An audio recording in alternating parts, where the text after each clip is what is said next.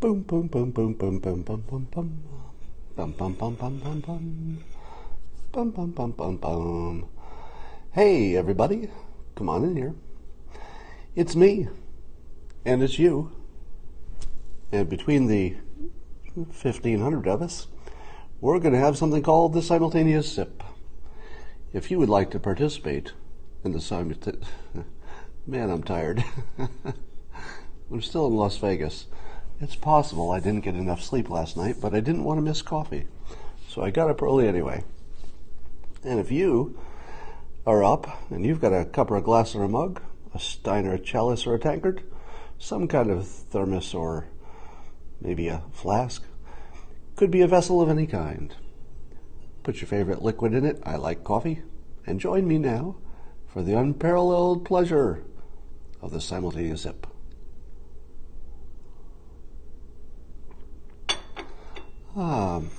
Ray says, I did my first WenHub yesterday. Great. So somebody connected a call for money, I hope, on the Interface by WenHub app. But let's talk about other things right now. Here's my question for you. Who would be famous as a political person and also self-identify as alt-right? I can't think of anybody, can you? Can anybody give me an example of somebody who calls themselves alt-right who would be a well-known person, politician? Is there anybody? Yeah, it could be a YouTube person, doesn't have to be an actual elected official. It seems to me that alt-right just sort of went away. I never knew what it was. I never was one. Of course, I'm left of Bernie, as I tell you often. But it seems to me this whole alt-right thing doesn't exist. And somebody says Richard Spencer. I'll bet even he gave up on it. I don't think anybody identifies with it anymore. But this reminds me of the New York Times article talking about the radicalization of some poor young man who watched too many YouTube videos and got sucked down the alt-right rabbit hole, except that the article says the opposite. So I tweeted a Daily Wire story that's really worth reading. It's well done, in which they pull apart the New York Times story as essentially completely false. It's not internally consistent. It doesn't make the point that it claims to make. The people that it labels as alt-right are not. I mean, just everything about it is wrong. But the funniest part about the story, somebody says Steve King. I don't think he identifies alt-right, but I don't think anybody does. I think everybody ran away from that. Anyway, there's a funny story about Ben Shapiro. This is really funny, by the way. I don't know, maybe it's just me that I think this is funny. So the New York Times piece I'm talking about is this horrible, slanderous hit piece on Ben Shapiro, which paints him as some obnoxious, terrible character that he is not. So factually, it's just fake news. It's just horrible, horrible fake news. But here's the funny part. Ben Shapiro apparently went off the grid for, I don't know how long, a day and a half or longer, whatever it was, for a Jewish holiday. So the entire time the United States was debating how bad Ben Shapiro was, Ben Shapiro was one of the only people in the country, in the small group of Orthodox folks who had turned off their devices for the holiday. And so he was the only one who didn't know the country was talking about what a horrible person he was. And he tweeted, if you didn't see his tweet where he wakes up to the news like, well, guess we'll see what's on. I don't know, it must have been the funniest thing. where he's saying, well, I've been offline for a while. Let's see what the news is. What the? To find out the news is about him. Now, being semi-famous myself, I have also had the experience of waking up and checking the news to find out what the news is, and to find out the news is about me. And I'll be, holy hell, I want to see news about other people. I didn't want to be the news. So that was pretty funny. Anyway, you should read the Daily Wire piece that I tweeted because it just it just pulls that article apart. I don't know how the New York Times stays in business, honestly. Bloomberg, apparently Bloomberg has announced some big expensive Green New Deal climate initiative. I don't know the details, but I guess he's putting up a lot of his money, and it's to push energy that would be better for the planet. But it doesn't mention nuclear. So here's Bloomberg talking about putting vast amounts of his own money up to try to figure out how to combat climate change, and it doesn't mention nuclear. What do you make of that? I think you'd have to make of that he's a fraud. I hate to say that because I've been sort of a fan of his. I liked his quirky, do whatever it takes, not too wed to one side or the other. There was something about his independence that I liked. But what do I make of the fact that he leaves out nuclear, and nuclear is, as far as basically anybody who knows anything about energy would tell you that that's the only solution. And it's the only thing he left out. If the only solution is the only thing you left out, you're not really a credible player, even with your $500 million or whatever it is. Now, apparently one of his aides was asked about nuclear, and the answer from one of his aides, and here again, it's not even Bloomberg they talked to, it's an aide, and the aide had some kind of passive, non-committal statement about, well, we don't dislike nuclear. We're not completely opposed to it under the right situation. That's my own words, not the aide's. But the sense of it was, rather than saying, oh, we've kind of done a cursory view of what the big opportunities are, and it's obvious that nuclear is the only one that can work, therefore we're going to put a lot of emphasis on that. That's what would have made sense. That would indicate someone who had done their homework, just a little bit, not a ton. You don't have to do a lot of homework to find out that nuclear energy is the only way out of climate change disaster if you believe climate change disaster is coming. And the aide just acts like, well, we don't completely rule it out. Is that the bold leadership you want to see? That the only thing that could work, well, we haven't ruled it out yet. That's about as weak, and I don't know what to make of it, because here's what I think is happening. So here's my hypothesis, and if my hypothesis is correct, you will see much of the same phenomenon. So here's a prediction. Are you ready? Prediction is this. Number one, nuclear energy as the prime solution for climate change is guaranteed. So this is prediction one. That whatever people are saying about nuclear energy as a solution for climate change, it's becoming more and more of the conversation. I think most of you would agree that a year ago, people were not talking about nuclear energy as the obvious solution for climate change as much. People who knew stuff were talking about it, but the public wasn't kind of in that conversation yet. But today, sitting here today, wouldn't you agree that the media has clearly made a turn? There's a very clear turn. You can see it in the reporting, the mentions of it, the frequency that Generation 4 comes up and all that. And so here's the prediction.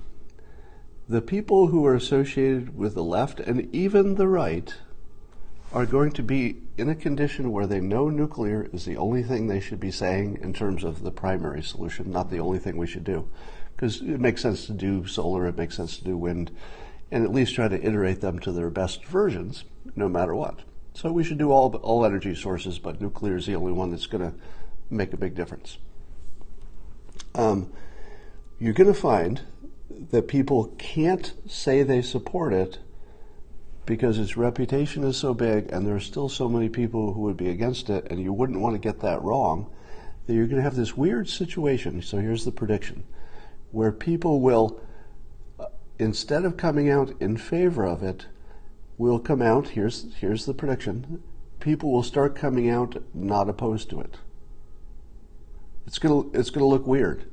So instead of people saying, yeah, we should look pretty hard at nuclear, they're going to say, I'm not saying we shouldn't look at it, because nobody wants to say nuclear is a good idea.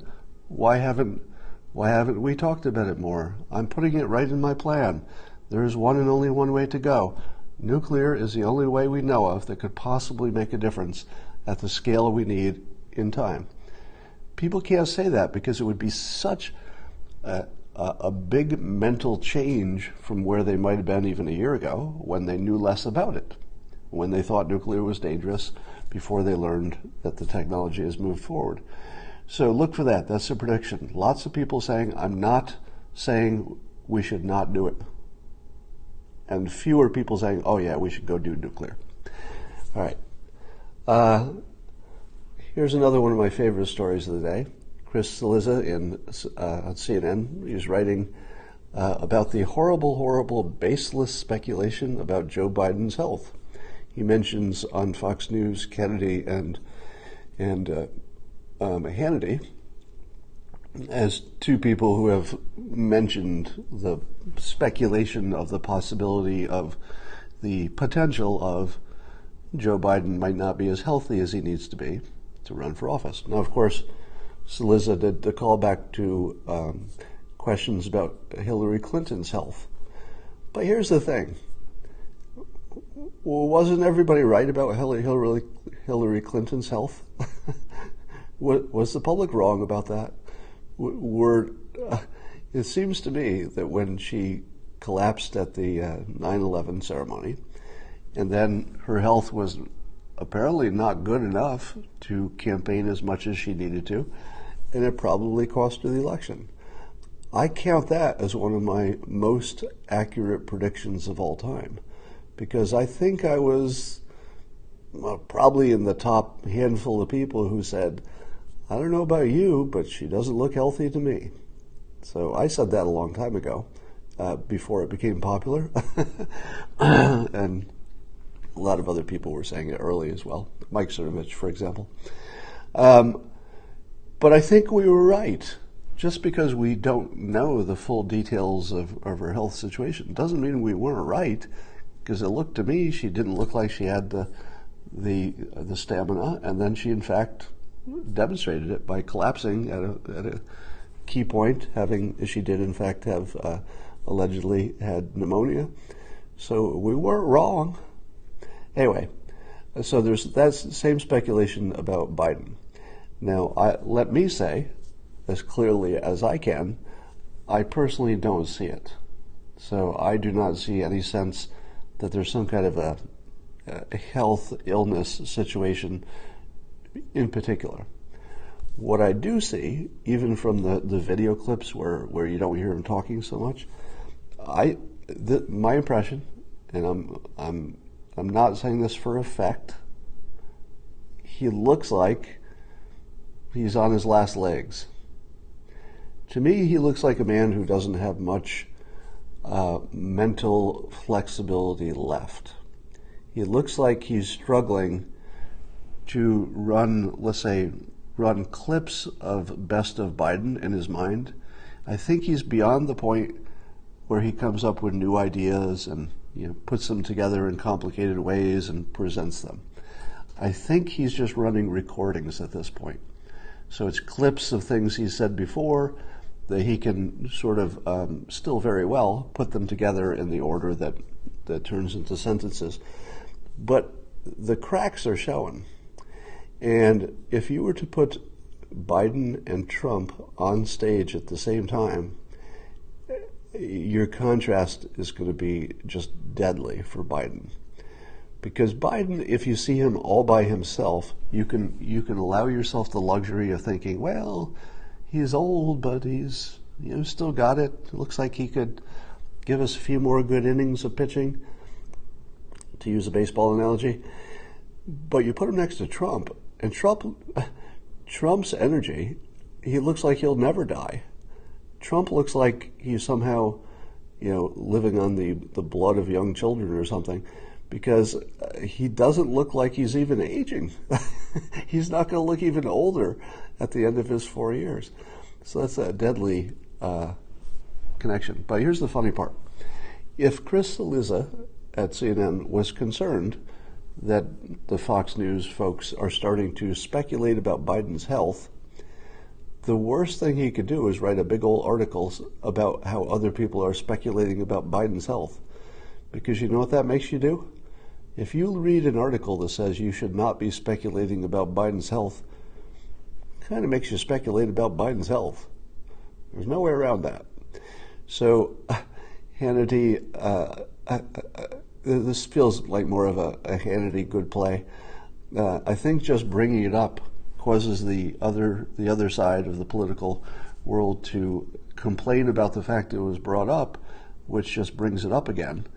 So I don't think CNN has yet mastered the art of focus. What Hannity does well is he makes you think about something that he wants you to think about. What the president does well is he makes you think about something that's good for him if you're thinking about that instead of other things. So this is something that maybe CNN should have just avoided if they didn't want us to think about it. But at the same time, CNN and the Democrats are playing the association game with John Dean. Now, John Dean is very old. Let's see, what was he? He was jailed at one part for his part in the Nixon Watergate stuff. I forget the details, doesn't matter. But he was an attorney who went to jail for a while for whatever he did. And apparently he's made a full-time career and of writing books and complaining about Republicans being awful. And watching, who was it, Matt Gaetz was interviewing him in Congress, interviewing John Dean, and he asked, have you made a career out of just criticizing Republican presidents? And it was just devastating to see Matt Gaetz frame him as someone who doesn't do anything except criticize Republican presidents and say that they're worse than Watergate. It really made him look like a silly, doddering old man. I didn't see Jordan interview him, but that would have been good too. Now CNN, of course, is playing along with the Democrats who are trying to smear Trump simply by having characters and people and conversations about Watergate. Any mention of Nixon or Watergate is good because then people associate it. And indeed, I'm talking about it right now. So the same way I was saying that CNN was talking about Hannity stuff, here I am talking about CNN stuff. So the association thing works. It works here as well for them. But CNN's headline is that it says Trump's Nixon-like numbers on impeachment. Could you ever do anything more manipulative and skeevy as a news organization than to have a headline that says Trump's Nixon-like numbers on impeachment? First of all, impeachment's not going to happen. Or at least if it happens, the Senate's not going to confirm it, whatever the legal terms are for that. So it's not going to happen. And whether or not there are Nixon-like numbers in terms of the polls, that would be because of CNN. It's because of the media that the polls are the way they are. It's the most ridiculous thing in the world to see the media report on what the opinion polls say, because the opinion polls are what they create. The news industry creates your opinions, and then they measure them, and they say, hey, look what those people think. As if they didn't just give those people their opinions. If the media wants the polls to change, they could just report the news differently, and it would. Because the public is just reporting on what they see on the news. So if the news says Trump has, Nixon-like impeachment numbers, well, that makes it a little bit more likely that the next time they do a poll, somebody's going to say, well, I don't know the details, but I keep hearing he has Nixon-like poll numbers, so maybe I'd better agree with those people. All right. Let's talk about Russia and all of their allegedly provocative actions. I guess they're doing flight intercepts. They've been intercepting U.S. flights in international waters, and they came too close to a Navy ship with their Navy ship. So people are asking, what's up with this? And here's the question I ask, and I'll ask this forever until somebody can give me a question. Remind me again why we're having trouble with Russia?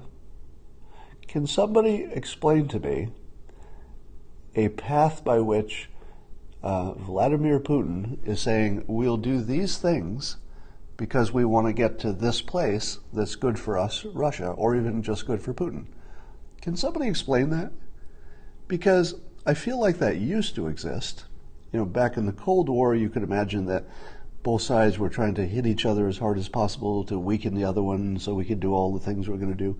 But what exactly is it that Russia wants to do that really would be good for Russia and we're trying to stop? Well, what is that list? Can somebody show me the list of things that Russia wants that we somehow don't want them to have, that they really actually want in a sense that they're trying to get it? There are things they might want in some general way, but I don't understand, and the news is derelict in not explaining it to me. I do not understand why Russia and the United States don't want to be best friends. Let me compare these two alternatives. Alternative one, Putin says, we've got a bad history with the United States, but as of today, we're just going to stop doing that stuff. As of today, we consider ourselves a strong ally of the United States, and we're going to trade with you, and we're going to work with you internationally. What would that do to Russia's economy? It wouldn't make it worse, would it? I would think that if Russia said we want to play well with the United States and the allies, that Russia would save money on defense, right? They'd save money on defense. They would have more trading opportunities. Everything would be better. Now, so somebody's saying pride. I would like to see the facts connected such that Putin would risk half of his GDP for pride, when President Trump is clearly saying, look, I'll give you all the respect you want. You just have to play nice. I think President Trump is very clear that if Putin just acts like a good player, he's got all the respect he could ever have in the world. It's very clear that Trump is offering that, should Putin play. So here's my problem. When I see these reports of Russia doing things that could start a shooting war, potentially, I think the odds are low. But how does that make sense? And why can't the news business, who should try to put things in context for me, why can't they describe it? Watch for the next time there's some general or pundit or expert who's on one of the news shows, and somebody asks them, why is Russia doing this? Watch how their explanations sound like word salad. They don't make any sense. Because I recently heard, I can't remember who it was, some pundit, general, expert, and when he tried to explain why Russia is doing this, it all fell apart. It wasn't even slightly coherent, because it doesn't make sense compared to the alternative. Now, here's the way that they fool you specifically. People on the news, pundits especially, like to speak as though the alternatives don't exist. They'll just talk about the one thing they're talking about. So they might say, Putin's testing us in all these different ways internationally because they want to poke us. They want to get some advantage. They want to weaken us. Okay, so let me say that I accept that that's what they're doing. They're trying to weaken us by poking us in a variety of different ways to get slight advantages psychologically, etc. How does that compare to business case opportunity number 2 of being nice to us and doing trade and not spending as much on military? How are they even close? Seriously. Are they even close in terms of benefit for Russia? They're not close. If you look at the sanctions, you look at trading opportunities, etc., Russia should be acting as friendly as possible. Right now we're having this conversation with Germany. Should Germany be accepting as much natural gas, I guess it is, from Russia? Because that puts them in a weak position because Russia can control their energy. The only reason that Germany has this problem is because they perceive Russia as being, maybe an enemy. Well, why doesn't Russia just maybe do something about that? Why don't they say, what we'd really like to do is sell a lot of gas. So why don't we just be your friend, and then you can buy all our gas. You won't have to worry about it. We got lots of gas. Have some gas. All right, so don't believe anything you hear about Russia until you hear at least one pundit argue that there's some reason that they're not being friendly with the United States.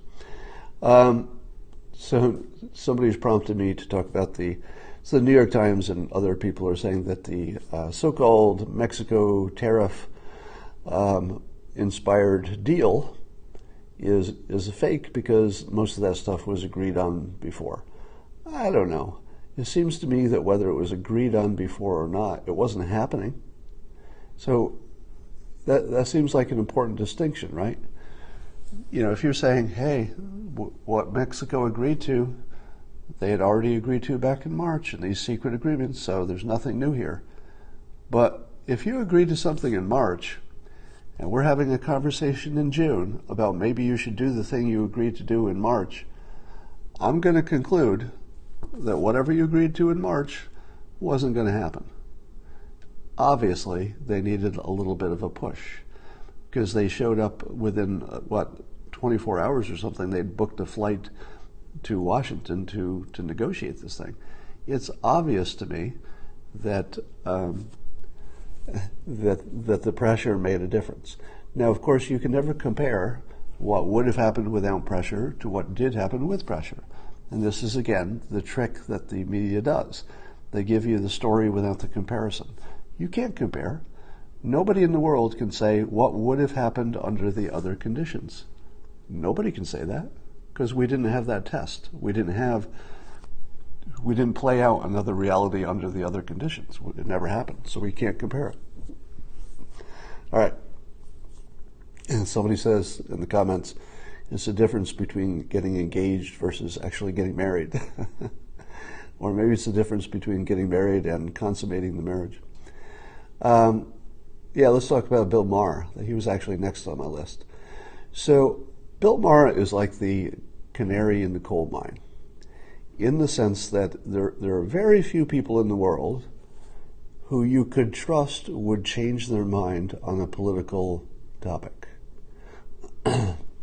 And now, I've been no fan of Bill Maher's political opinions about Trump, although I've been a fan of Bill Maher's show for years.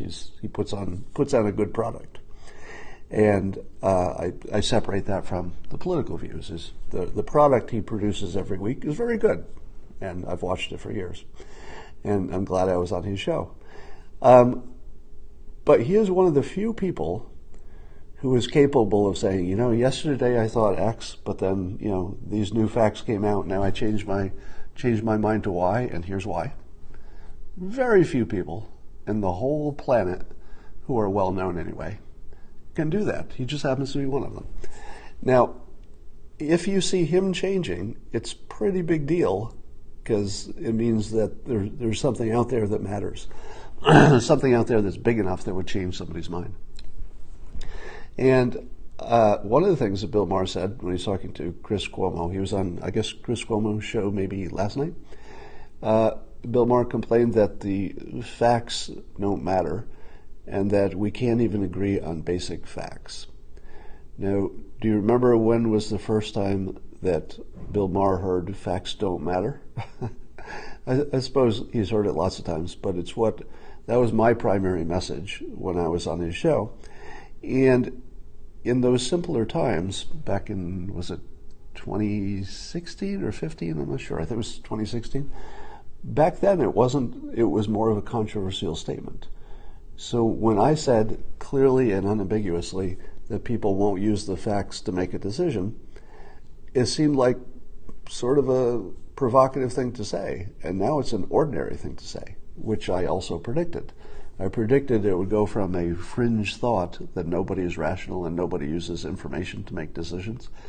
I thought that would be a weird fringe, sort of out there thought that would become a mainstream understanding within the Trump administration, and that's exactly what happened.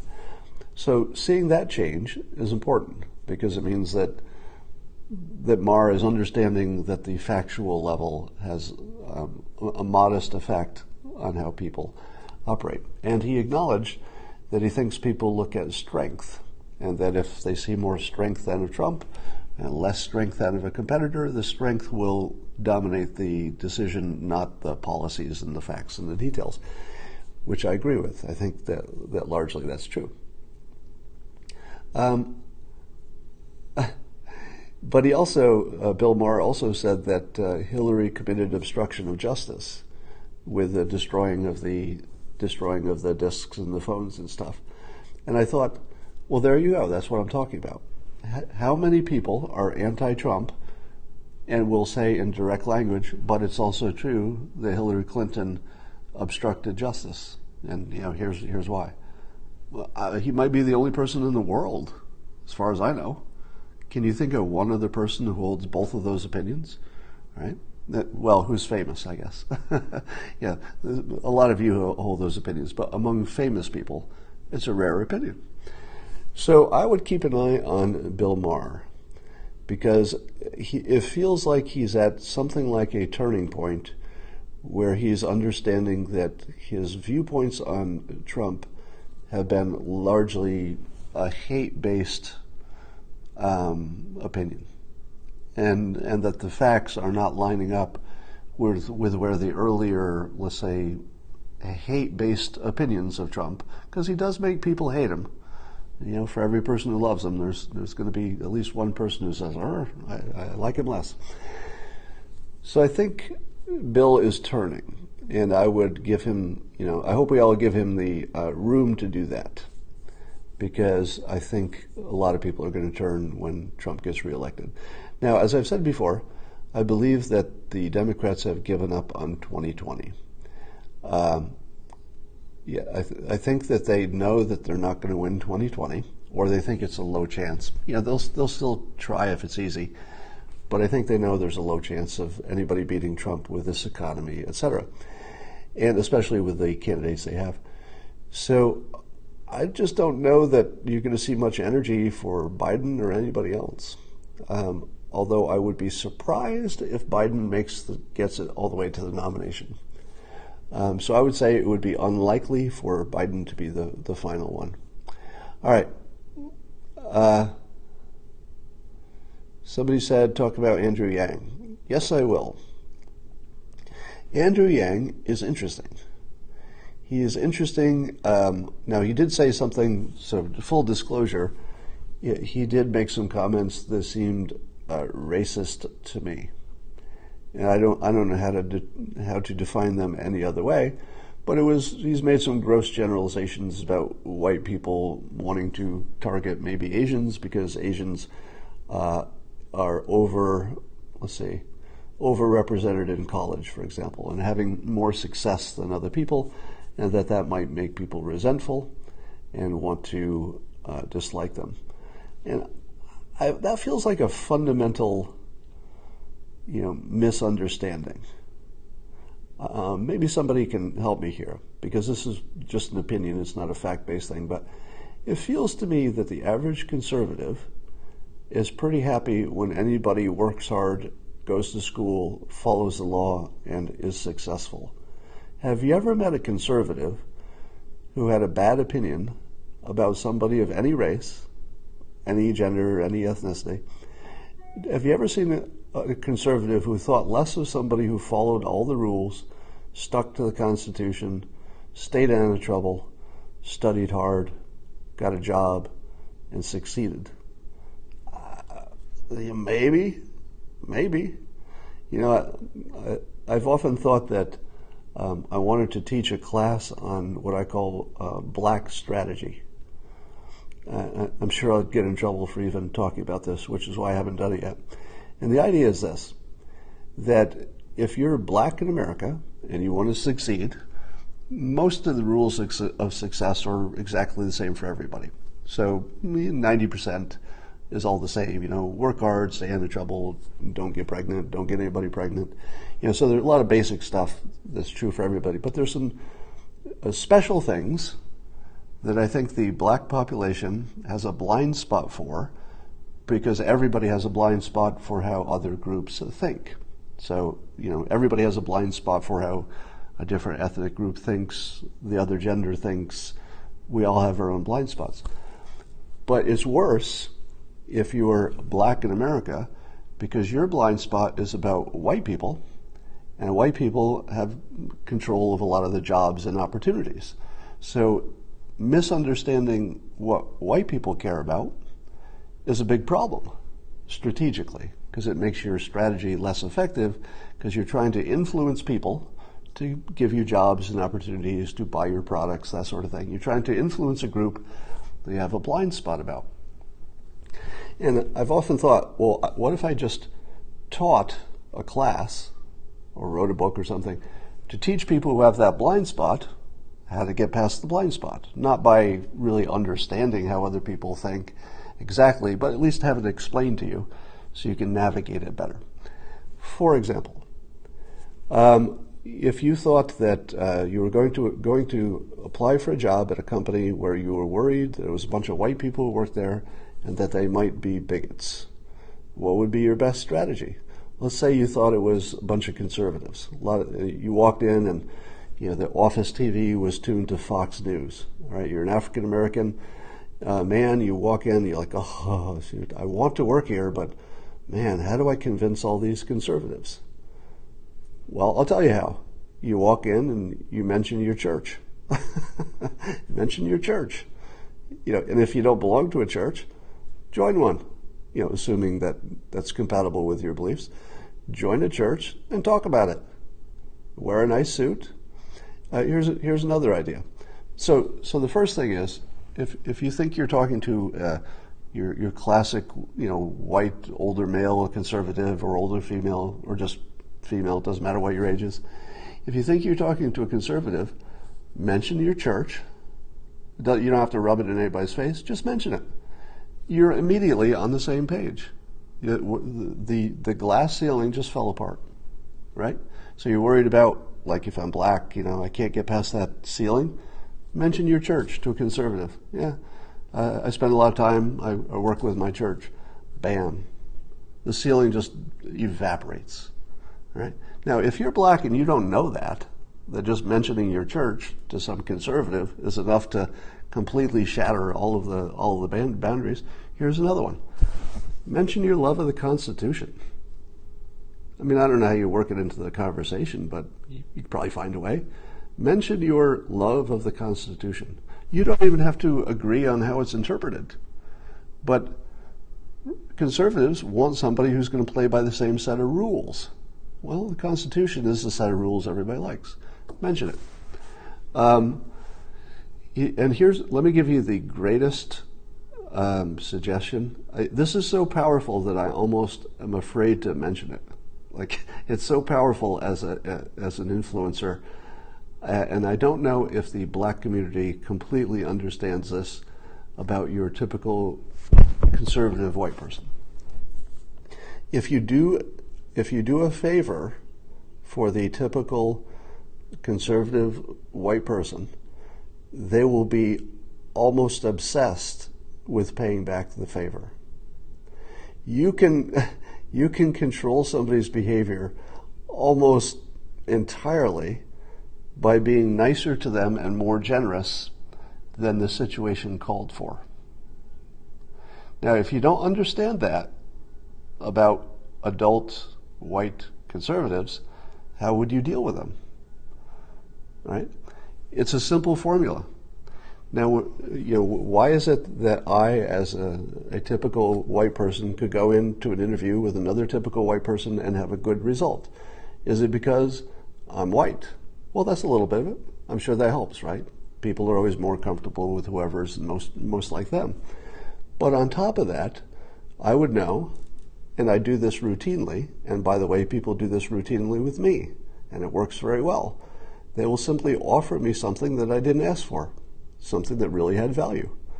So if you're in a job interview and something comes up and you haven't even gotten the job, you could say, I'll tell you what, I could do this thing for you, or give you this information, or connect you to this person, and you just offer it for nothing in return. Every white conservative wants you on the team if you've offered something for nothing in return. That's the magic sauce. I'm afraid to even tell people this trick because it's so powerful. You can change people's behavior like that. It'll work. Well, let me say this.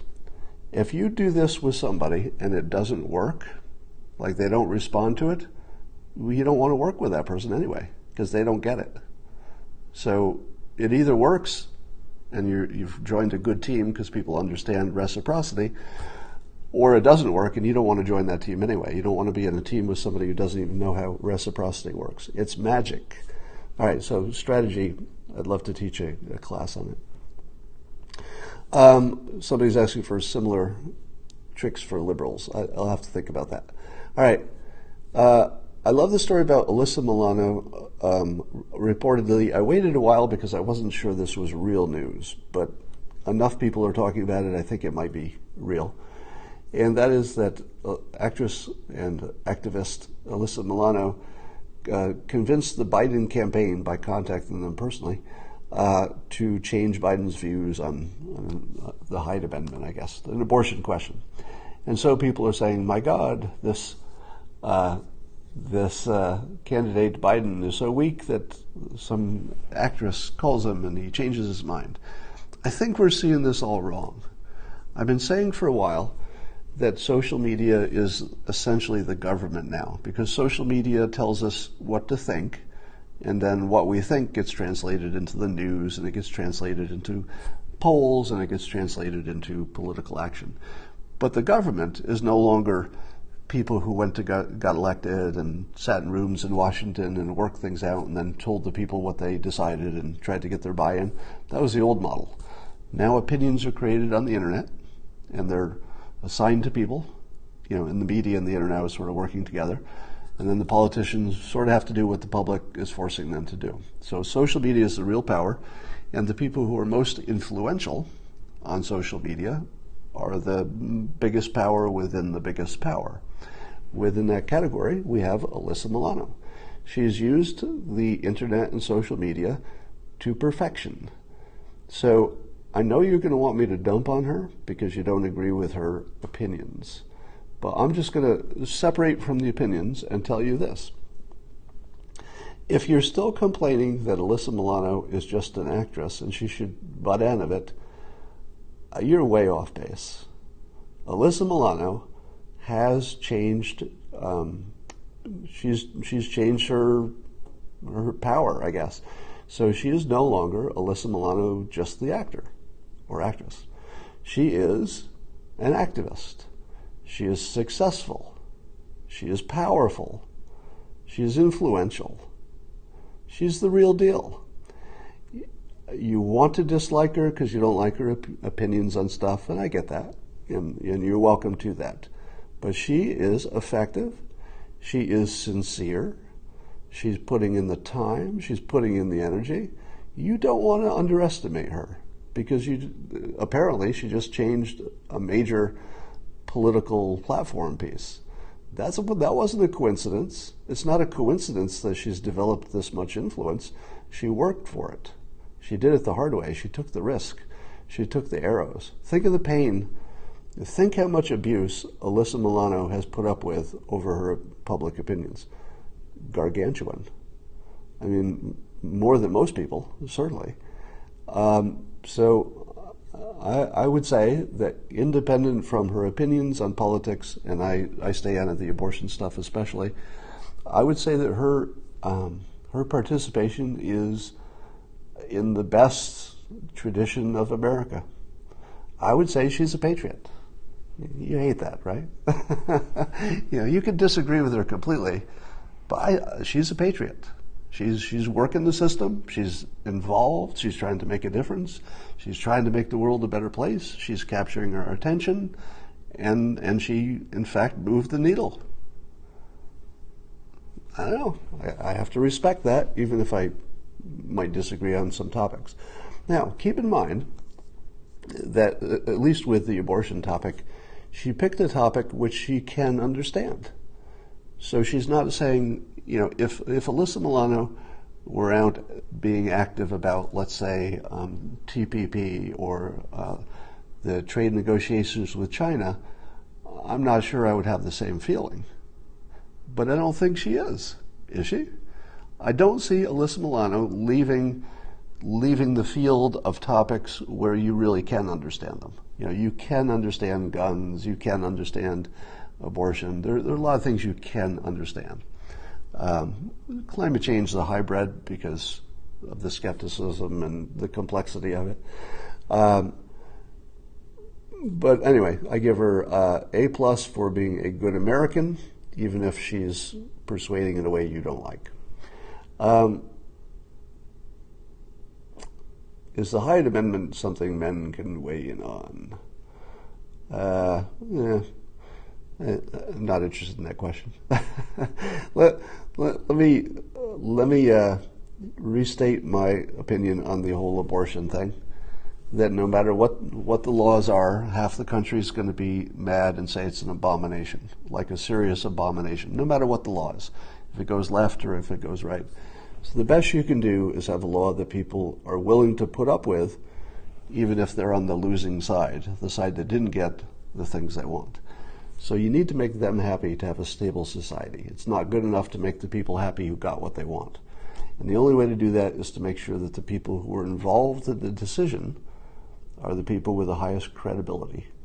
And if women as a majority want the laws either way, that's the most credible situation for those laws. Now, people want to attack me by that point by extending it to something ridiculous. So they say, Scott, would you take that same thinking that, men or women should recuse themselves from the decision, would you take that to other topics? To which I say no, because there's no other topic like abortion. Abortion has a very specific life and death situation in which our energy and our caring about it are through the roof. Nothing else is like that. If there were another situation where society might be ripped apart by getting a non-credible law, I might have the same opinion, but it's just not like any other thing. And as soon as you say, Scott, but would you take that same thinking to this other situation? The answer is, it's a different situation. The thinking that I take to a different situation is, it's a different situation. Start from scratch, look at the pluses and the minuses. All right.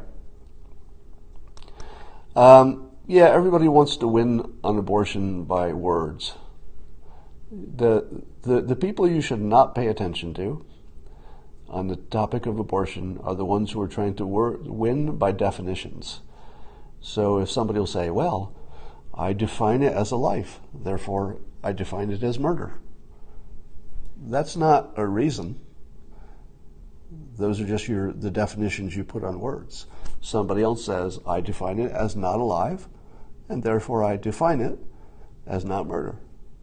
Well, there was no thinking, no reason, no facts there. It was just two people using words differently and acting as if that meant something.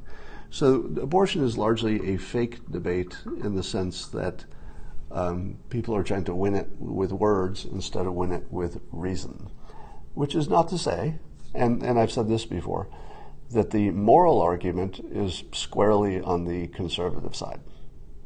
So if the only thing that mattered in the world was morality, you would say, well, we don't know if it's life or not life, but you wouldn't take any chances. So the most moral thing you could do is act as if it's all life, and life is precious. That's the most moral thing you could do, no doubt about it. But morality is not the only factor.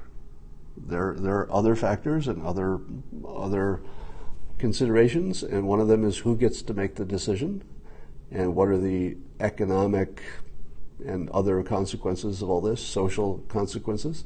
They all count. And on the practicality level, the left has the best argument. So if the only thing that mattered to you was whether something is practical and economical and good for adults, they have a great argument. But the moral argument's on the other side. So you have two, irreconcilable points of view, and I'm happy to take the lead of women collectively on that topic, because that's the most credible situation, even if I personally disagreed with it. Somebody says, where are the father's rights? Well, when it comes to money, I think men have a say. So that's the part that I can say for sure. All right. I lose all of my followers when I talk about this topic, and it's not fun anymore, so I'm not going to talk about it anymore. So if I'll just put in a closing statement that I did. This is actually interesting. A different topic. I'm running an experiment, and let's see if I can check on that today. So, there was a helicopter crash in New York, and I wanted to do an experiment to see on, let's say, citizen journalism. And the experiment was this. I offered that I would pay $500 for anybody who would go on my startup's app, interface by OneHub, and sign up as an expert. So you can be an expert, or you can be somebody who buys the time of the expert. And let's see if anybody did this. And I said if there were witnesses to the helicopter accident, that I would pay $500 just to talk to them. And it didn't even have to be publicly. So I don't have a sign up yet. But the idea was this. Imagine, if you will, there's some big national event. It could be a tragedy, it could be something. And let's say you're a rich person and you thought, I want to get the news directly. I actually want to talk to somebody who's standing there at this big event, whether it's a tragedy or anything else. Well, if those people knew that they could just sign up on my app and they could set their price, could be $0 if they just want to get their story out, but it could be $1,000 if they have the best story in the world and they were standing right there when something happened. And so people like me, I would pay, in many cases, a few $100s just to talk personally without exchanging any private information, because we wouldn't have to. No private information. I wouldn't have anybody's phone call or vice versa. But the app would connect us, and I could say, what'd you see? And I could find out the news before the news on TV even knows, because I'll be talking to somebody who was there. Likewise, I wanted to see if I could create a news source that's a commercial news source. So I'm trying to create the idea that there will always be a demand for telling your story on my app, even if I'm the one who creates the demand. So right now, if even one person in New York City who was, let's say, in the building when the helicopter hit, if they simply signed up for the app, I would contact them and they would get $500. So the demand exists. You don't have to worry if anybody else would ask you, because I just said, I'll pay $500. First person who comes on here and is an eyewitness to that helicopter accident, $500. Now, you don't even have to do it on Periscope. You could just take the call from me personally. And I can validate whether you're the real thing or not before you get much money. So the name of the app is called Interface by OneHub. If you just search Interface, it'll pop up on the app stores. It's been there for a while. Works real well. Somebody says, would you envision police using it for informants? Oh, that's interesting. Probably not, because it does create a digital record, and probably informants don't want to do anything except talking in person, is my guess. So that anything that's digital is going to make people skittish, even though we don't exchange information. All right, so let's see if we can create that model. So you give stories, but I doubt the validity. Yeah, but it's just like the real world, isn't it? That you would have people who might be pretending to know what they do. But here's the standard that I would suggest. So I was going to do this if anybody answered it. I was going to say, if you say you were in the building, can you show me, since it's a video call, I would say, can you show me a picture of your ID for the building? Or or a photo that you took standing there, or a selfie that you took in front of the burning building, or something like that. So I would ask people to give me some credible information that would tell me they were really there and it's a real person. And the call doesn't start for, I forget where we set it, a minute or 30 seconds. So you have a little bit of time to decide if the person is real. Now, the other thing you could do is you could agree to a low cost or even zero connection. And then once you've decided who they are, you can use the app to send them a donation. So you don't have to agree to pay in advance. You can hear what they have to say. And you can say, look, if I like what you said, you're really who you say, I'll give you X dollars. And then you could just send it as a donation. So you have a number of ways to do this. All right, that's all for now. And I will talk to you later.